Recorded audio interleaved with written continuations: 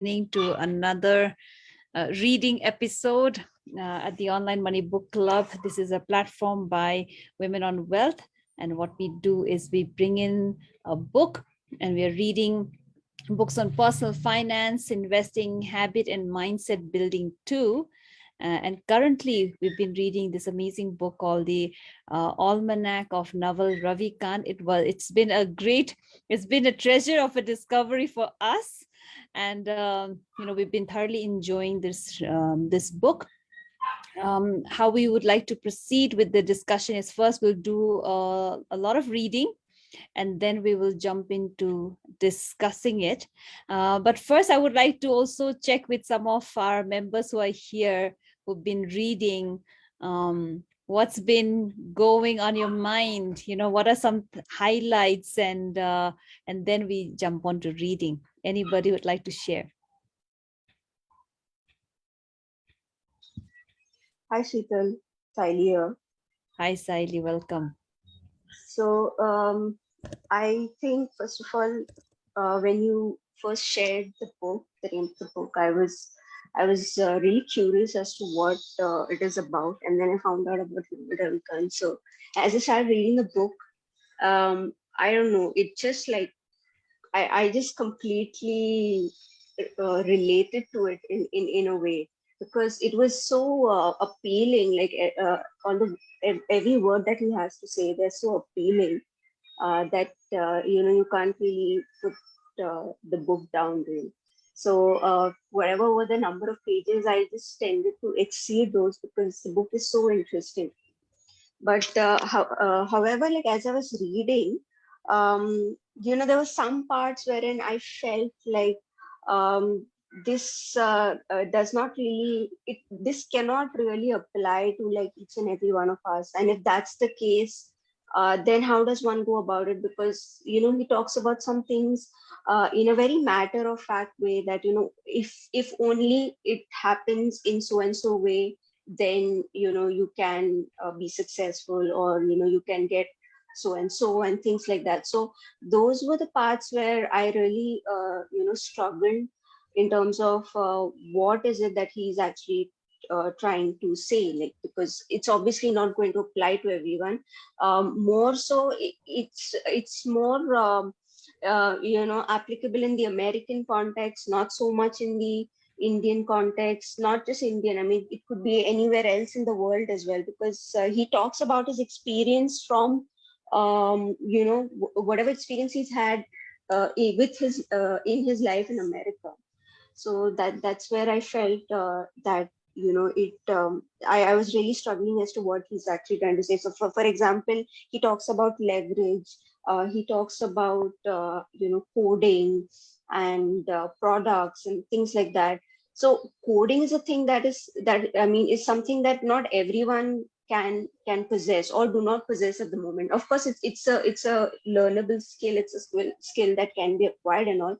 But is it for everybody? Does everybody needs to do that? Because when there's also a danger when someone influential talks about a particular thing, and people just tend to go for it all in, without really understanding its implications. I wasn't quite sure, because that was those kind of things were very set in stone, kind of talks. That's what I felt. Uh, Although it's not entirely untrue, of course, I mean, it has been proven, all of the things that he talks about, as leverage, all of those things have been proven, and it's good to have them. But what if you don't? And that's the question. And I think that's something that we all have to sort of figure out and discover for ourselves. Nonetheless, even though there are things that, one may think that this is difficult to attain, not achievable, it's still a good bar to have. I mean, it's still something, that you can take from it, or whether you can apply or not to your life, whether you eventually are able to apply or not to your life. Because like they say, if you aim for the moon, then at least you'll make it through the roof. So you can, so if that's the case, you're still doing a great job, because you're aiming for something high. So you'll definitely get somewhere. So that's the kind of experience I'm having with this book, and I'm thoroughly enjoying it. Really. Thanks, Sally, for sharing that. Anyone who would like to answer her question around, what she cited as an example of where she gets stuck or confused or, can't take it forward? Sorry, I kind of missed. I was talking to my son. What was the question? Sorry. So she was just speaking of a situation in the book, although that she's thoroughly enjoying it, but there are parts in the book that she's not able to see the applicability, perhaps, and but to support your side, I'm just thinking of, yes, we will have to take it with a pinch of salt. Not 100% of what we read would apply, and yes, the one of the downsides of reading such books which have not been written in the Indian context is that we just don't know how to embrace all the ideas. When you say code, and it did confuse me initially as well. What does he mean by code? So I simply look at it as technology, for me at least. And then I'm thinking of leveraging technology.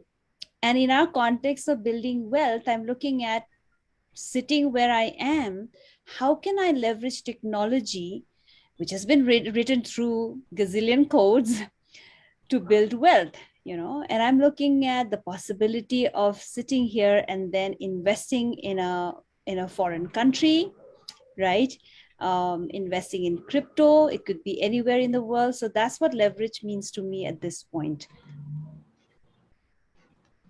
I think when he mentioned, and this was just my thought, Sheetal, when he mentioned coding, right? So obviously, because he was such a core part of Silicon Valley, when it started, it was thick. People were all the geeks sitting there and trying to put their brains together. So for them, maybe code, but how I understood it is not, to him it is code, but to me, any skill that I can do, I should try and do it. For example, there are a lot of, and I'm surprised that, suddenly Instagram post COVID is full of people doing business from home, right? I mean, even if you know how to knit a sweater, that's a big business. I think we cannot do one is to one mapping, but he said, pick up something which is other than, which is purely mine, which nobody else can bring on the table. So if it is, you can design a beautiful sweater which nobody else can knit, that's the leverage maybe you have. You have something extra, not in the true sense of the coding world. But yes, on the wealth standpoint, I think it does not directly tell us what needs to be done, but it guides. For example, he talks about um, uh, what was I saying? Sorry. That you should read till the time you fall in love with what you are reading. So that's like a habit forming. Do something till the time you don't start loving it. So it's not direct correlation to wealth creation per se. And speaking of this, from the lines from the book where he says, code and media permissionless leverage means it is available to you, me, and everybody. It's not owned by anyone. So, yeah, I hope that helps. Okay, Sriya, do you want to add something? Hi, everybody else, welcome. Anyone who would like to support this discussion further? Yeah, I was actually a little stunned when he talked about, it made a lot of sense. Workers, being paid a certain amount, say, $15 for the work an hour, and then when you're slightly more skilled, you get paid a little bit more, and then the more and more you go up the ladder, the accountability increases.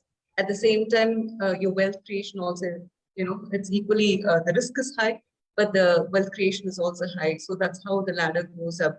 And I was thinking, what about a day job that people do, a 9 to 5 job, and in that maybe a skill developing and learning and in other jobs, how can you use technology? If It's not anything to do with the internet. It's not an entrepreneurial venture.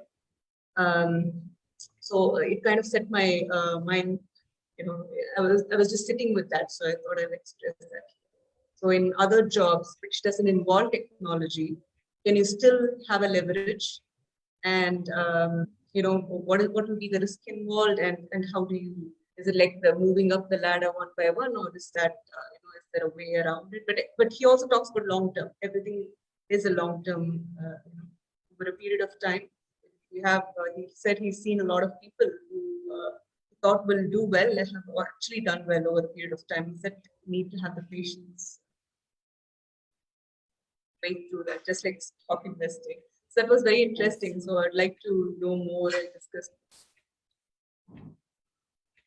Got it. Thank you. And because we touched upon leverage, again, he talks about leverage is a force multiplier for your judgment. And I'm just taking a couple of words from what he said to me. Leverage is the multiplier effect, right? And because today I have the skill, the financial and investing skill, I'm able to leverage and multiply my money faster than I would. I would never be able to work 24 hours and then generate some leveraging via this skill. So it's the multiplier effect.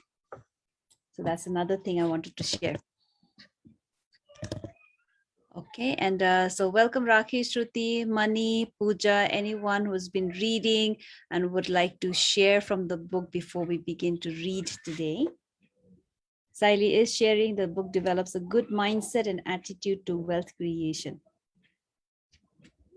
Thank you. Can I just say something? Hi, everyone. My only aim is here like a small baby when your mom used to read. So since I'm not getting times, I just love sitting here and just listening and somebody reads out that thing to me. So I love it. If somebody's reading and I'm just listening and, just 1 hour of just listening, simple listening, that's it. It really works because sometimes when you read, you have to put in more pressure to understand things. When you're just listening, it really helps. It's a very good, like kind of a habit or what should I say? It's really, I enjoy just sitting and listening to you. So start reading, I'm waiting. that's the sheer purpose of being in a community, right? Yes, yes, absolutely. Yep. So thank you. That's beautiful sharing.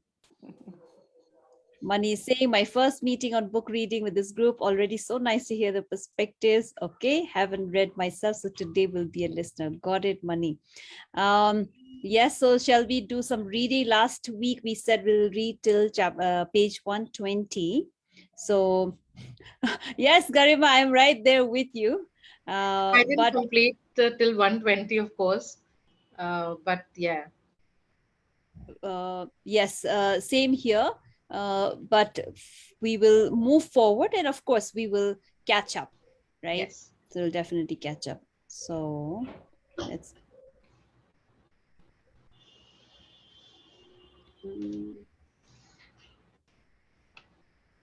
How's the week going for everybody else while Sheetal brings up the book?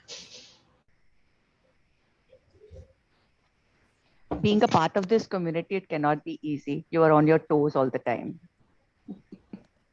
Just, thinking about money gymming and the stocks and some live, something or the other, it's nice, really you feel pretty occupied mentally as well as financially. Yeah, that's true. There's always something or the other to do. And not just from money gym, but also, so it's like your day is filled with all sorts of things to do. And now there is the addition of money gym and all of the activities that you need to do with it because you've got to do that every day. So yeah, this week's been pretty busy because I've been, since I am already in the money gym program, I am working on my assignments. I'm also studying for my exams, which are coming up this weekend. So yeah, it's a whole lot of things. But for the first time, I'm not really complaining about being so busy. So that's a good thing. That's it. Yes, exactly. You look forward to it. I also look forward for the lives, and Fridays I sometimes miss it because of my work, but then I make it a point. I've written it. No, Friday I have to listen and just, it's nice to hear. Yeah, but I'd really recommend that you read this book because it's that kind of book wherein you just want to keep on reading, and it's much more Ah, easier, so definitely, I mean, it's a very different experience actually reading. So I recommend it. I surely will. Yeah, I'll start. And on that note, we are on the chapter where he is talking about reading books, so that aligns well. And he says that when it comes to reading, make sure your foundation is very, very high quality. The best way to have a high quality foundation, you may not love this answer, but the trick is to stick to science and to stick to the basics. Generally, there are only a few things you can read people don't disagree with. Very few people disagree 2 plus 2 is equal to 4, right? That is serious knowledge. Mathematics is a solid foundation. Similarly, the hard sciences are a solid foundation. Microeconomics is a solid foundation. The moment you start wandering outside of these solid foundations, you're in trouble because now you don't know what's true and what's false. I would focus as much as I could on having solid foundations. It's better to be really great at arithmetic and geometry than to be deep into advanced mathematics. I would read microeconomics, economics all day long. Microeconomics 101. Another way to do this is to read originals and read classics. If you're interested in evolution, read Charles Darwin. Don't begin with Richard Dawkins, even though I think he's great. Read him later. Read Darwin first. If you want to learn macroeconomics, first read Adam Smith, read von Mises, or read Hayek. Start with the original philosophers of the economy. If you're into communist or socialist ideas, which I'm personally not, start by reading Karl Marx. Don't read the current interpretation someone is feeding you about how things should be done and run. If you start with the originals as your foundations, then you have enough of a worldview and understanding that you won't fear any book. Then you can just learn. If you're a perpetual learning machine, you will never be out of options for how to make money. You can always see what's coming up in society, what the value is, where the demand is, and you can learn to come up to speed. To think clearly, understand the basics. If you're memorizing advanced concepts without being able to re-derive them as needed, you are lost. We are now in a day and age of Twitter and Facebook. We're getting bite-sized, pithy wisdom, which is really hard to absorb. Books are very difficult to read as a modern person because we've been trained. We have two contradictory pieces of training. One is our attention span has gone through the floor because we're hit with so much information all the time. We want to skip, summarize, and cut to the chase. Twitter has made me a worse reader, but a much better writer. On the other hand, we are taught from a young age to finish your books. Books are sacred. When you go to school and you're assigned to read a book, you have to finish the book. Over time, we forget how to read books. Everyone I know is stuck on some book. I'm sure you're stuck on something right now. It's page 332. You can't go any further, but you know you should finish the book. So what do? You give up reading books for a while. For me, giving up reading was a tragedy. I grew up on books, then I switched to blogs, then I switched to Twitter and Facebook, and I realized I wasn't actually learning anything. I was just taking little dopamine snacks all day long. I was getting my little 140 character burst of dopamine. I would tweet, then look to see who retweeted my tweet. It's a fun and wonderful thing, but it's a game I was playing. I realized I had to go back to reading books.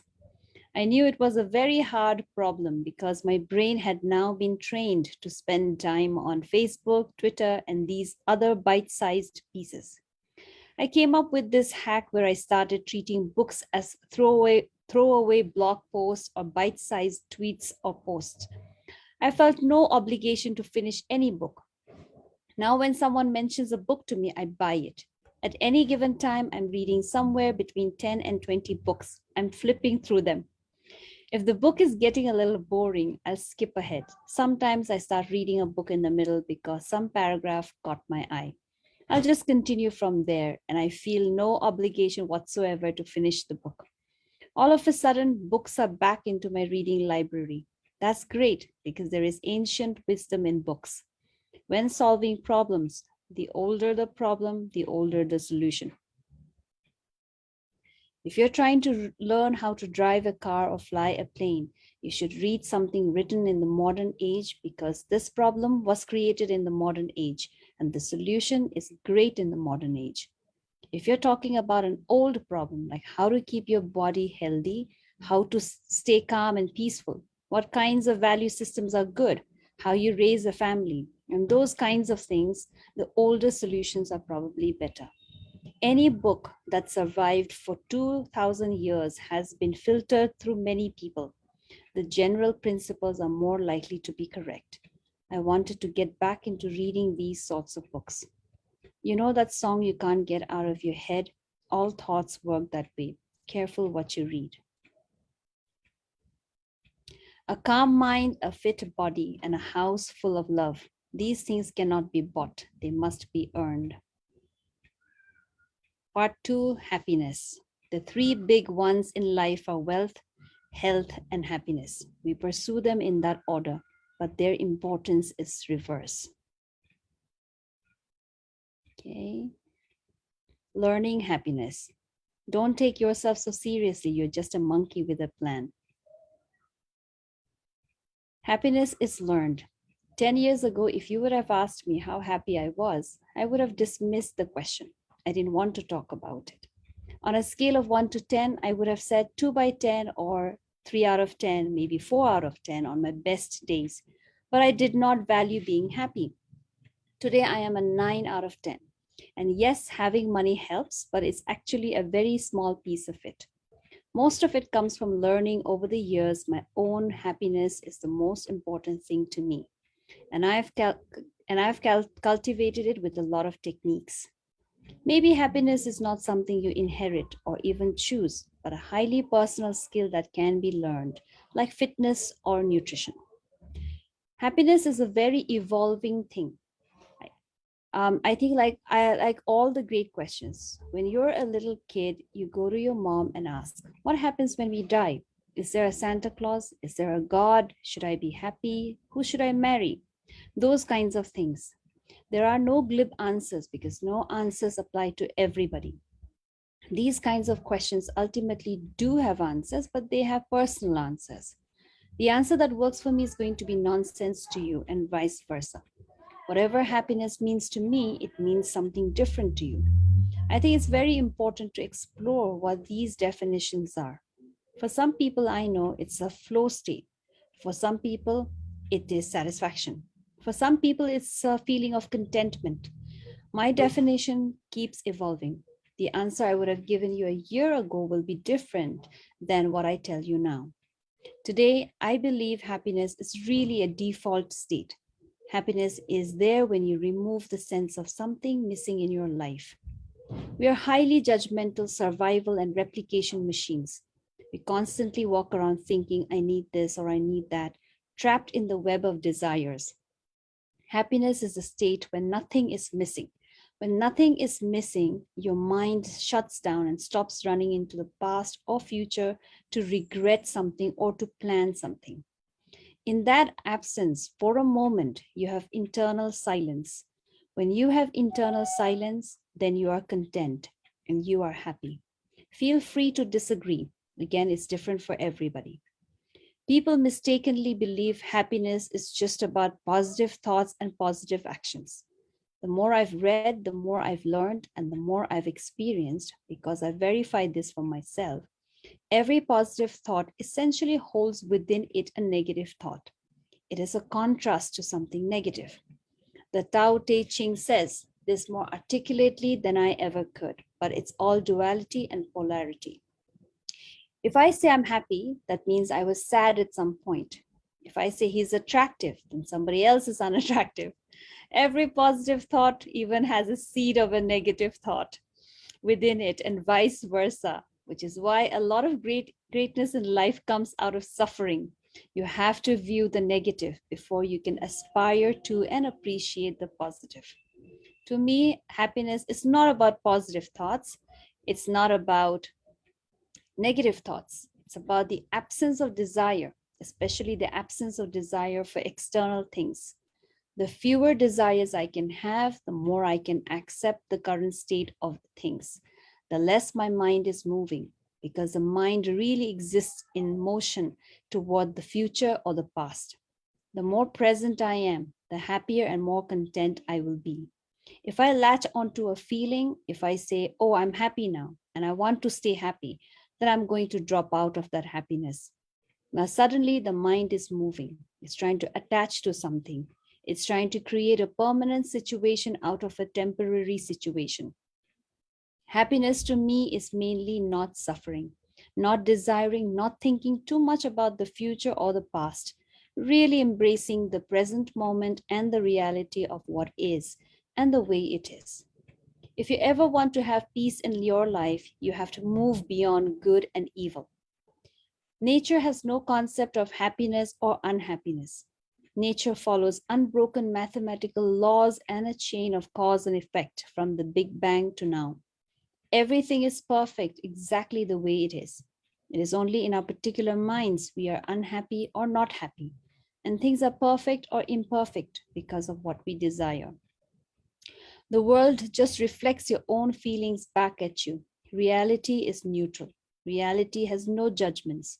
To a tree, there is no concept of right or wrong, good or bad. You're born, you have a whole set of sensory experiences and stimulations, lights, colors, and sounds, and then you die. How you choose to interpret them is up to you. You have that choice. This is what I mean when I say happiness is a choice. If you believe it's a choice, you can start working on it. There are no external forces affecting your emotions, as much as it may feel that way. I've also come to believe in the complete and utter insignificance of the self, and I think that helps a lot. For example, if you thought you were the most important thing in the universe, then you would have to bend the entire universe to your will. If you're the most important thing in the universe, then how could it not conform to your desires? If it doesn't conform to your desires, something is wrong. However, if you can view yourself as a bacteria or an amoeba, or if you view all of your works as writing on water or building castles in the sand, then you have no expectation for how life should actually be. Life is just the way it is. When you accept that, you have no cause to be happy or unhappy. Those things almost don't apply. Happiness is what's there when you remove the sense that something is missing in your life. What you're left with in that neutral state is not neutrality. I think people believe neutrality would be a very bland existence. No, this is the existence little children live. If you look at little children on balance, they're generally pretty happy because they are really immersed in the environment and the moment without any thought of how it should be given their personal preferences and desires. I think the neutral state is actually a perfection state. One can be very happy as long as one isn't too caught up in their own head. Our lives are a blink of a firefly in the night. You're just barely here. You have to make the most of every moment, every minute, which doesn't mean you chase some stupid desire for your entire life. What it means is every second you have on this planet is very precious, and it's your responsibility to make sure you're happy and interpreting everything in the best possible way. We think of ourselves as fixed and the world as malleable, but it's really we who are malleable and the world is largely fixed. Can practicing meditation help you accept reality? Yes, but it's amazing how little it helps. You can be a long time meditator, but if someone says the wrong thing in the wrong way, you go back to your ego driven self. It's almost like you're lifting 1 pound weights, but then somebody drops a huge barbell with a stack of plates on your head. It's absolutely better than doing nothing. But when the actual moment of mental or emotional suffering arrives, it's still never easy. Real happiness only comes as a side effect of peace. Most of it is going to come from acceptance, not from changing your external environment. A rational person can find peace by cultivating indifference to things outside of their control. I have lowered my identity. I've lowered the chattering of my mind. I don't care about things that don't really matter. I don't get involved in politics. I don't hang around unhappy people. I really value my time on this earth. I read philosophy and meditate. I hang around with happy people, and it works. You can very slowly but steadily and methodically improve your happiness baseline, just like you can improve your fitness. Happiness is a choice.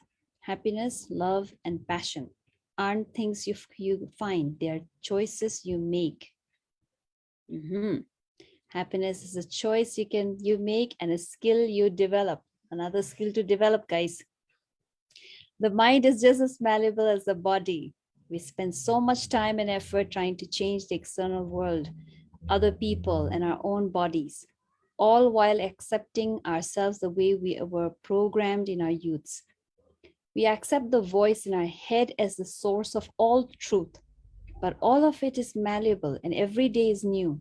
Memory and identity are burdens from the past, preventing us from living freely in the present.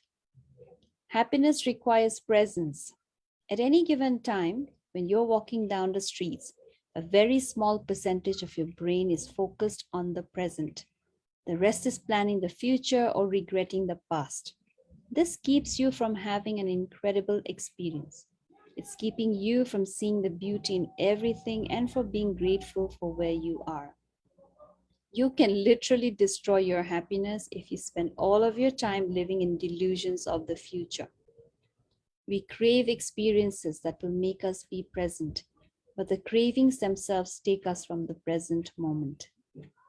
I just don't believe in anything from my past, anything. No memories, no regrets, no people, no trips, nothing. A lot of our unhappiness comes from comparing things from the past to the present. Anticipation for our vices pulls us into the future. Eliminating vices makes it easier to be present. There's a great definition I read. Enlightenment is the space between your thoughts. It means enlightenment isn't something you achieve after 30 years sitting on a mountaintop. It's something you can achieve moment to moment, and you can be enlightened to a certain percent every single day. What if this life is the paradise we were promised and we are just squandering it? Happiness requires peace. Are happiness and purpose interconnected? Happiness is such an overloaded word. I'm not even sure what it means. For me these days, happiness is more about peace than it is about joy. I don't think peace and purpose go together. If it's your internal purpose, the thing you most want to do, then sure, you'll be happy doing it. But an externally inflicted purpose, like society wants me to do X, I'm the first son of the first son of this, so I should do Y. Or I have this debt or burden I took on. I don't think it will make you happy. I think a lot of us have this low level, pervasive feeling of anxiety. If you pay attention to your mind, sometimes you're just running around doing your thing and you're not feeling great. And you notice your mind is chattering and chattering about something. Maybe you can't sit still. There's this next thing where you're sitting in one spot thinking about where you should be next. It's always the next thing, then the next thing after that, then the next thing after that, creating this pervasive anxiety. It's most obvious if you ever just sit down and try and do nothing. Nothing. Nothing. Not read a book. Not listen to music. Literally just sit down and do nothing. You can't do it because there's anxiety always trying to make you get up and go, get up and go, get up and go. I think it's important just being aware the anxiety is making you unhappy. The anxiety is just a series of running thoughts. How I combat anxiety? I don't try and fight it. I just notice I'm anxious because of all these thoughts. I try to figure out, would I rather be having this thought right now, or would I rather have my peace? because as long as I have my thoughts, I can't have my peace. You'll notice when I say happiness, I mean peace. When a lot of people say happiness, they mean joy or bliss, but I'll take peace. A happy person isn't someone who's happy all the time. It's someone who effortlessly interprets events in such a way that they don't lose their innate peace. Okay, I think I'd like to pause here. Are you all happy, guys? Are you happy people? Are you at peace? It's too much philosophy. Uh-huh. It was like, I was listening to some sermon, you know, on how to be happy and peaceful. Mm, I don't know. By his definition, I'm not happy. okay, got that. What about others?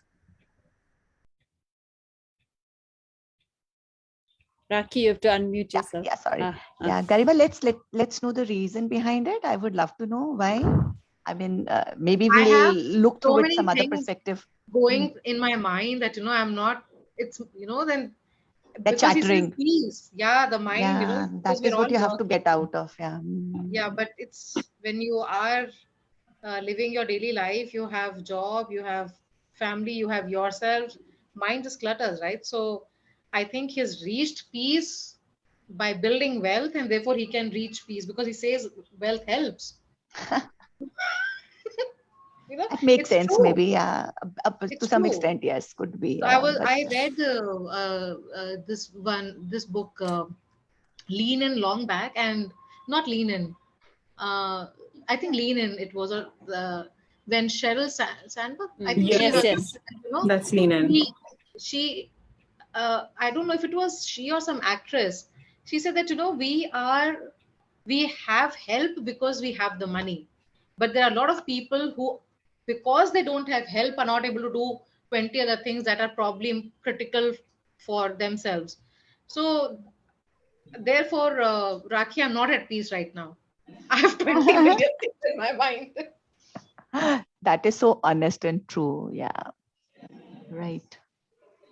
So what I feel about happiness is that it's not just about having peace, but it's also about like knowing the value of it. Actually, sometimes you know the value of it intrinsically, and sometimes something really like awful needs to happen, and then you realize the value of it. But I would say that having peace is really very, very like for me, it's so important, uh, as a first step towards having that happiness. So many times people ask me like, "How's your day?" And I actually say it was such a peaceful day, and people are like wondering why am I saying it? But the truth is, I just value it a lot. So I sort of agree with that. You're That right. I think it's the range of critical part emotions. is to feel that you value it. I think it's a range of emotions. We always say we are angry or we are happy and sad, kind of a thing, right? That's what we're taught. So if you're smiling, you're happy. But you're right. Sometimes it is the peace that, at the end of the day, I was peaceful. I had a great day today. That matters a lot. Guys, I had two takeaways from today's this thing. I haven't started the book, but what I took two things very nicely was one, I wrote it here, start with the originals. Oh, that makes so much sense. We just start reading, anything comes our way and we start implementing that. I really love this point. Just a simple thing. Start with the originals. Maybe read Darwin or something to know what was the actual foundation of us. One. And the second was go back to reading books. I'm wasting bullshit of my time on WhatsApp and Facebook. I need to start with this. So I'm planning now, Sheetal, maybe next Friday, we need to reach that page where you are. Seriously, these two things really make sense. Actually, we're wasting so much of our energy and time into things which are just, I don't know what they are. I don't even know what they are actually. Because I was into so much of reading books, and lately I've noticed, see, that is what I love listening. I love to read, but I'm not getting back to reading. Guys, help me with one more thing. I've got the Kindle app, and I don't know, Sheetal, if it works. I want to read the hardbound books. Does it happen with others? I'm not able to read, Yeah, on me too. phone, on those app. So I don't know. Maybe then I keep on buying the books. Yeah, I also I tried enjoy Kindle, reading but hard books. Yeah, but I also like reading online. It's like a mix of Because both. I think hardbound books, they really make sense and that give you the feeling of reading actually, You pick up a book and you sit and you read. Your As we love do for now. your love for reading has to be greater than Raki. Because then Mhm. this is just this can just become a reason, right? That okay, I Maybe, don't want to yeah. read via Kindle, or I want, because some of these books are not available, they're not easily available also at times. So I mean, just your love for reading has to be greater Yeah, maybe now than the this will Kindle or help book. me. Yeah, because you have the resources now. So maybe I will start reading online. So that will maybe get me into the habit of reading. Yeah. Yes, That will and of again. course the community helps, and the fact that okay, I have to go to the meet helps, because that's what has helped me pick up reading. Otherwise, like he Ah. explained he shared, I'm glad that he was also someone who doesn't read all the time, or doesn't get to finish his books. And I'm like, oh wow, even he is not finishing his books. But one interesting thing, we pick up this one structure, right, which is money in and money out in the Money Gym program, and that helps me know like where is each rupee going. But I've kind of started doing that even with my time, because for me, like time is also very valuable, right? So where am I spending my time? And I make an Excel and I actually put down those things that need to be done, like if it's a book that has to be done. And I found that has helped me a lot, like in terms of get more out of my time. Time management completely. That's awesome. Yeah.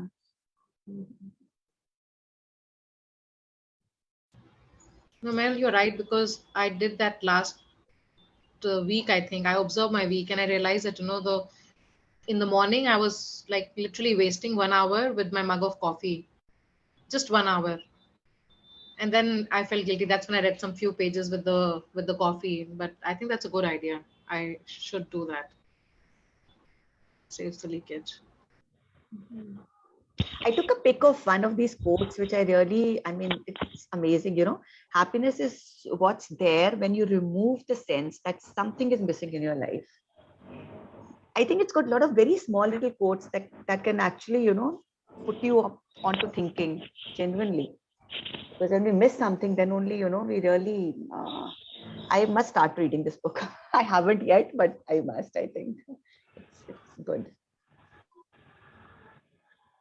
Yeah, what Rakhi just said, and also the earlier 2 points that you were mentioning, Rakhi, Yeah. those are some really good points in this book.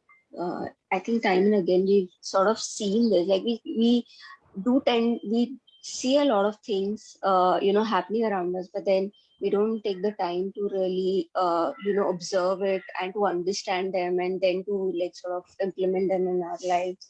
So yeah, everything revolves around the rituals and foundations. I think So that. that's the basic, thing. So foundations, like for example, when you're studying, like school children, or even those who are studying a particular, who are in a particular field of study, only if the foundations are strong will they be able to navigate their way through any kind of complex problem or challenge. Yes. So that very much applies to math, right? So if your foundations are good, then you can apply them. I mean, because ultimately that's what it is. Applied science, applied any kind of field of study actually comes from foundation. So just, and we tend to then just sort of give more emphasis on applied studies, because that's where you see these sort of maybe employment opportunities, or that's in vogue or anything, and everyone sort of goes for that. But then the foundations are sort of left hanging, and they're very, very underrated, I guess. So that, and yeah, and also like even with like happiness, I think that again, is the case when he talks about happiness in this particular chapter. He's gone back to the basics. So he talks about a lot of things, and they make sense, because it when you really think about it, at the very basic level, this is what applies. But of course, these are all things that he has taken, say, from other philosophers or books that he's read and stuff. So if it comes to philosophy, I'd rather read a philosopher's book than read his novels book, because again, over there, like, philosophers would probably do explain it in a more elaborate manner. They'd be able to go deeper. But yes, the fact that Naval is able to look at the basics and talk from that point makes a lot of sense. But I think Garima's complained about, I don't know, complain may not be the right word here, but she wondered about in The the kind of chattering lives that in we the are mind. living. Yeah, and the kind in our daily lives, and how do you find that definition of happiness and peace? Well, yeah, that is true, but then he also says that happiness is a choice. So yes, I think Yeah. she spoke about help, and that really very much applies to us as women, because we've been conditioned for a very long time that women are supposed to be multitaskers and they need to be doing everything and things like that. I hate the word multitasking. I literally know that I do not want to like engage with anyone who wants to talk about multitasking and favor multitasking or is looking for multitasking as a skill. So that's not really true. I think as humans, if we are able to, like how Naval talks about, if we are able to work to our potential, then only we'll be able to do our best. But then also to do that is a choice, I think. So of course things are not easy. It's not easy to just go ahead and make those choices. You've got to like look at a lot of things. But then I think the aim, as long as we aim to sort of make that choice, maybe Then down it the line, works. maybe, Hmm. yeah, then I think we're still making a good effort, and we'll be Maybe he's somewhere. put it very straightforward that let's just stop that chattering and clutter. Maybe if we put it in some other words, and if we say let's meditate, maybe that would work better for people. But he's put it straightforward. Actually speaking, if we see in those 24 hours, how much time, not even 5 minutes, where we sit absolutely doing nothing, and that chattering, just stopping it, that is what I think meditation is all about. And we just twist around the whole concept and say let's meditate, so people think yes, that's a good thing, let's meditate, we have to sit.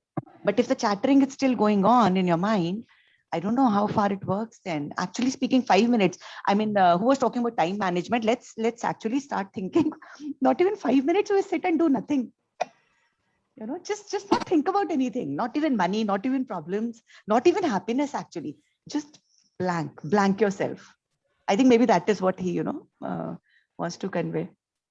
So for me, what I take away is that I connect with what okay, happiness is a choice. Okay, for me, being at peace means I'm happy, and I think somewhere that for me, I am not somebody who goes ecstatic all the time. It's very rare for me to feel and express in that manner.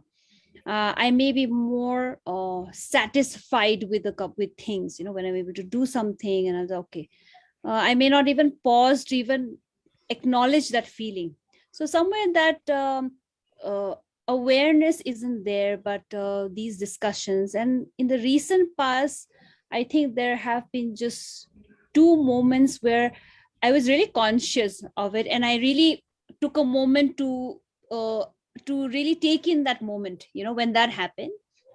And I clearly remember where I was, what I was doing, who was in my environment, and those two moments. And now, for me, I think it's raised my awareness to what what moments do I feel really happy or at peace.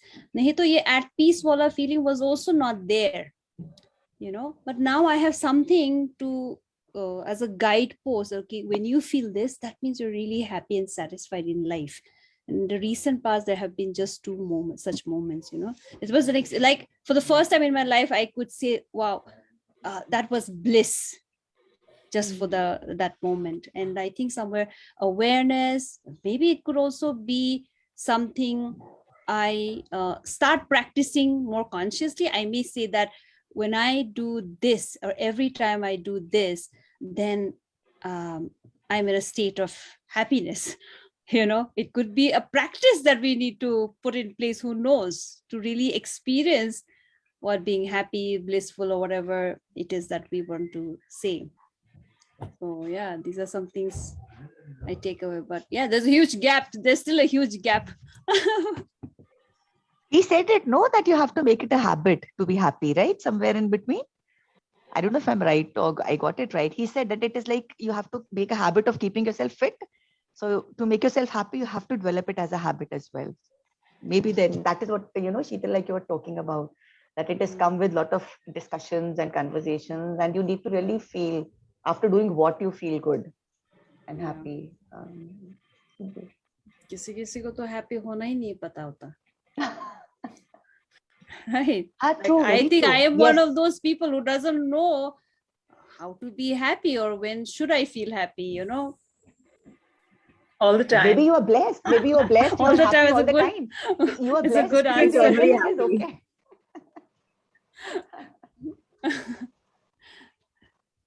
Sayali was asking about. Yeah, sorry. Please go ahead, Shreya.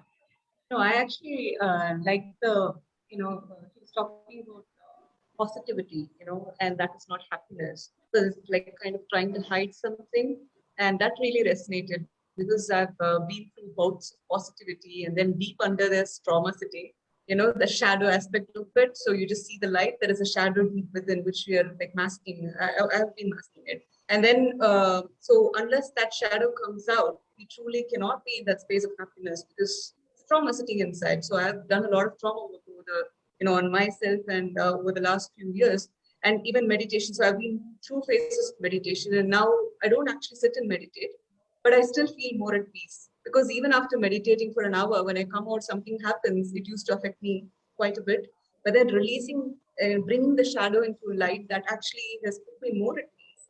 And I feel, I don't know, and happiness is not like a state that you can actually, it keeps moving, right? Just like flowing. So it's not a state that we can stick on to, or say this is what makes me happy, or this is the happy state. It's a moving target, actually. Today, what makes you happy, tomorrow.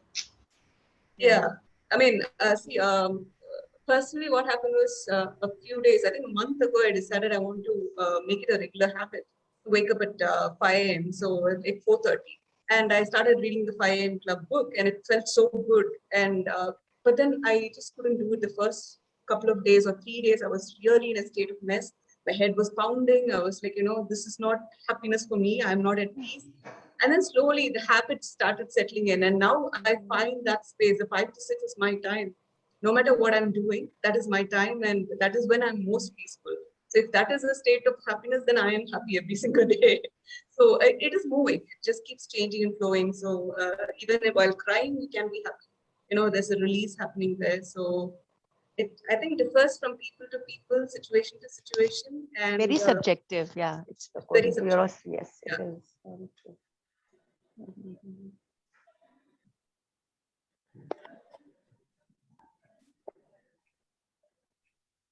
Okay.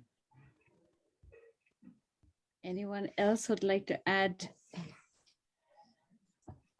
So Meryl, would you like to share about about how you track your time? Yeah. So I actually have an Excel sheet, okay, in which before I start my day, I actually list down 3 or 4 things I need to get done.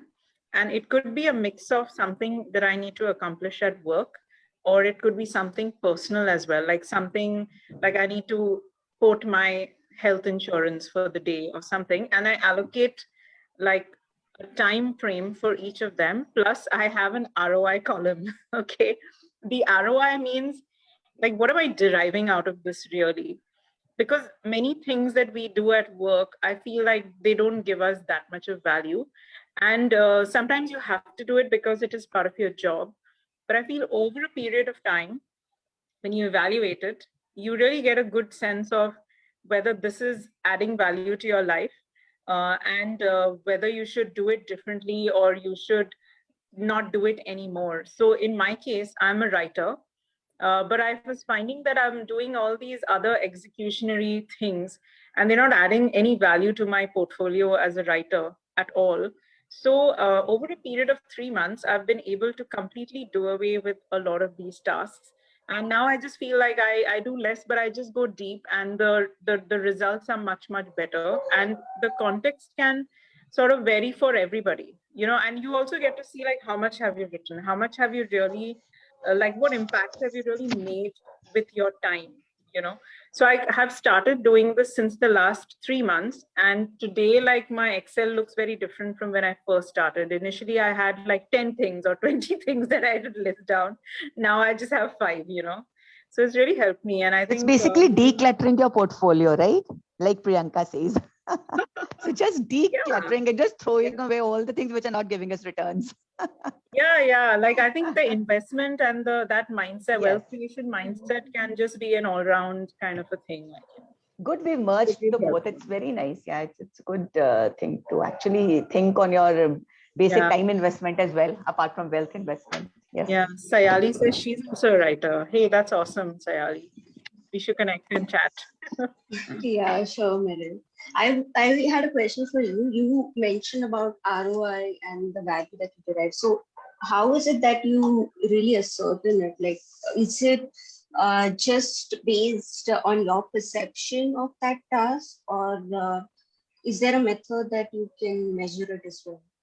Yeah, so it depends on what is it that what is the outcome you're looking for. So as a writer, for instance, I want to be able to create, like, start a conversation with something that I write, or I want to, improve my craft, or I want to, find like new leads for clients or something like that. So you can just write down 3 or 4 things that create the most ROI for you, and start doing just more of that. And I think it really connects to even what the book is saying. It's saying like, don't just keep working hard, but work smart, and do things that help you build your leverage for yourself, whether it's in your job or whether it's in your personal life as well. So you decide what is the ROI for you, like what according to you is ROI in your situation. Yeah, I think that makes a lot of sense. Now it's just about implementing this. So I don't know how long that'll take, because implementing such many things is always so difficult. But yeah, it definitely makes sense and definitely worth a try. So thank you so much, Meryl, for sharing this. I'm definitely going to try it. And if I may add, Saili, sometimes, having the structure helps you start, right? So helps you start implementing. So maybe, you could check with Meryl if she could just send a template, and that can be a starting point. Just receiving that template is I'll share my template, and then y'all can do your own thing with it. We can compare. That sounds great. So Meryl, I would love to connect with you on Telegram. I think if you're already in the group, then I'll connect with you if I want to know more. So thanks a lot. But Sheetal, what you just mentioned about structure, sometimes you do have a structure, like, you do go ahead and make a structure because, you know that structures work. But then again, whether this is the right kind of structure or not, that is something that you're not very sure of. So, even if you're doing the right thing, how do you navigate through the hurdles or obstacles? There may be hurdles or obstacles that you probably don't even see. You don't even know whether this is correct or not.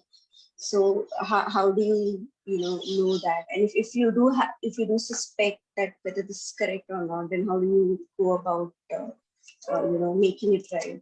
That's another thing, despite having a structure. Is there a question for me, Saili? I mean, this is just my thought. What you mentioned was correct, but then I just sort of wanted to add another layer. So in case if you or anyone else has anything to add to it, please go ahead. Just to support you, one of the things is that since it's work for Meryl, I trust it might work for me, but I'll have to try it. And maybe I need to customize it, but that will be my starting point. And then after 3 days, I might say, oh my God, this is not working at all, and chuck it. Okay, so let me look for something else, or it might help us improvise and create one for ourselves, right? So, yeah. All right, so lovely discussion, guys. We started at page 120. How many more pages do we want to add? And we also, where are we now? We are at page 137 is where we reach. So do we want to do 160? 60, come here, na? So people who are far, far behind, please tell us at what page it is. Like myself. Let's target page 150. Because a lot of people have shared that they have loved the book and would want to start, and then we can just slow down a little bit so that we help others pick up pace and then come together. So let's target 150, and of course we can always keep going back to the book. Thank you so much. 601 we will complete here. Do keep inviting your friends to the book club, to the free sessions. Give them the access to their financial freedom and freedom of time. So lots of love, guys. Have a rocking weekend. Take care. Thank you all for being here. Bye-bye. Bye, everyone. Thanks, Sheetal. Thanks. Bye-bye. Bye. Have a nice weekend. Bye.